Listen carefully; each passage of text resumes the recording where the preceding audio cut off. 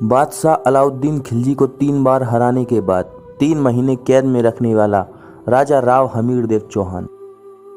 राजा हमीर को वीरता और उनके हट के लिए याद किया जाता है। उनके हट के बारे में एक कहावत प्रसिद्ध है, सिंह गमन सतपुरुष वचन, कदली फले एक बार, तिरिया तेल हमीर हट, चढ़े न दूजी बार। तो आज हम इस वीडियो में इसी हटी शासक राजा हमीर देव चौहान के बारे में जानने वाले हैं, जिसे कहीं न कहीं इतिहास ने भुला सा दिया है। राजा हमीर देव रणथंभौर के चौहान वंश के सबसे शक्तिशाली और महत्वपूर्ण शासक थे। इन्हें हटी हमीर के नाम से भी जाना जाता है। राव हमीर का जन्म 7 जुलाई सन 1272 को चौहान वंश के राव जैत्र सिंह के तीसरे पुत्र के रूप में हुआ था। राजा हमीर 1282 ईस्वी में रणथंभौर के शासक बने। तब रणथंभौर के इतिहास का एक नया अध्याय प्रारंभ होता है। हमीर देव रणथंभौर के चौहान वंश का सर्वाधिक शक्तिशाली एवं महत्वपूर्ण शासक था। इन्होंने अपने बाहुबल से विशाल साम्राज्य स्थापित कर लिया था। राजा हमीर ने अपने शौर्य और पराक्रम से चौहान वंश की रणथंभौर तक सिमटी सीमाओं को कोटा, बूंदी, मालवा तथा ढूंढाड़ तक विस्तृत किया था। हमीर ने अपने जीवन में 17 युद्ध लड़े, जिसमें से 16 में उन्हें सफलता मिली। हमीर देव के जीवन का 17वां युद्ध, इस 17वें युद्ध में शायद उनकी किस्मत उनके साथ नहीं थी। अलाउद्दीन खिलजी दिल्ली के निकट चौहानों की बढ़ती हुई शक्ति को नहीं देखना चाहता था, इसलिए संघर्ष होना लाजमी था। अलाउद्दीन की सेना ने सर्वप्रथम छाणगढ़ पर आक्रमण किया। उनका यहां आसानी से अधिकार हो गया। छाणगढ़ पर मुगलों ने अधिकार कर लिया है, यह समाचार सुनकर हमीर ने रणथंभौर से सेना भेजी। चौहान सेना ने मुगल सैनिकों को पराजित कर दिया। मुगल सेना पराजित होकर भाग गई।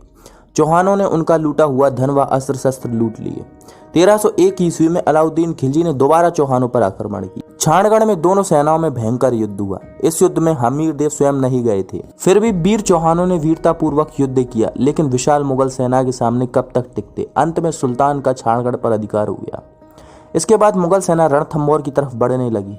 तुर्की सेना नायकों ने हमीर देव के पास सूचना भिजवाई कि हमें हमारे विद्रोहियों को सौंप दो, जिनको आपने शरण दे रखी है। हमारी सेना वापस दिल्ली लौट जाएगी। लेकिन हमीर अपने वचन पर दृढ़ थे। मुगल सेना का घेरा बहुत दिनों तक चलता रहा, लेकिन उनका रणथंभौर पर अधिकार नहीं हो सका। अलाउद्दीन खिलजी ने राव हमीर के पास दोबारा अपना पैगाम भेजा कि हमें विद्रोही सैनिकों को सौंप दो, हमारी सेना वापस दिल्ली लौट जाएगी। हमीर हठ पूर्वक अपने वचन पर दृढ़ था। बहुत दिनों तक मुगल सेना का घेरा चलता रहा और चौहान सेना मुकाबला करती रही। अलाउद्दीन को रणथंभौर पर अधिकार करना मुश्किल लग रहा था। उसने छल कपट का सहारा लिया। हमीर के पास संधि का प्रस्ताव भेजा, जिसको पाकर हमीर ने अपने आदमी सुल्तान के पास भेजे। उन आदमियों में एक सुरजन कोठियारी व कुछ सेना नायक थे। अलाउद्दीन ने उनको लोभ लालच देकर अपनी तरफ मिलाने का प्रयास किया। इनमें से गुप्त रूप से कुछ लोग सुल्तान की तरफ हो गए।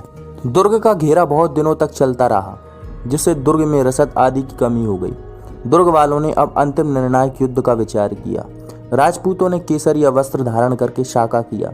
राजपूत सेना ने दुर्ग के दरवाजे खोल दिए, भीषण युद्ध करना प्रारंभ किया। दोनों पक्षों में आमने सामने का युद्ध था।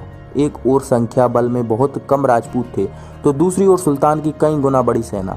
राजपूतों के पराक्रम के सामने मुसलमान सैनिक टिक नहीं सके। वे भाग खड़े हुए और भागते हुए मुसलमान सैनिकों के झंडे राजपूतों ने छीन लिए।